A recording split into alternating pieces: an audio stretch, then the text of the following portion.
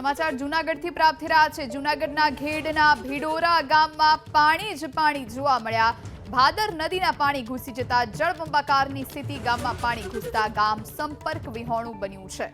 તો ભાદર નદી બે કાંઠે વહી રહી છે, ત્યારે ઘેડના ભીડોરા ગામમાં જ્યાં નજર કરશો ત્યાં માત્ર ને માત્ર પાણી નજરે પડી રહ્યા છે। ભાદર નદીના પાણી ઘૂસી ગયા, જેના કારણે જળબંબાકારની સ્થિતિ। રોડ રસ્તા ધોવાયા, ખેતરો બેટમાં ફેરવાયા હોય એવી પરિસ્થિતિનું નિર્માણ થયું છે। ગામની મુખ્ય બજારો, મુખ્ય રસ્તા તમામે તમામ પાણીમાં તરબોળ થઈ ચૂક્યા છે। તો ભાદર નદીના પાણી અત્યારે ગામમાં ઘૂસ્યા છે, જેના કારણે આ ગામ સંપર્ક વિહોણું થયું।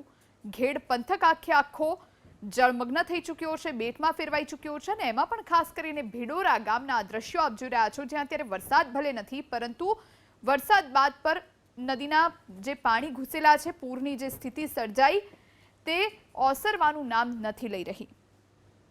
કલ્યાણપુરની વાત કરીએ, કલ્યાણપુરમાં આજે 1 ઇંચ વરસાદથી ભાટિયાથી ભોગાત જતો માર્ગ પાણીમાં ગરકાવ થયો છે। અનેક ખેતરોમાં પાણી જ પાણી જોવા મળી રહ્યા છે।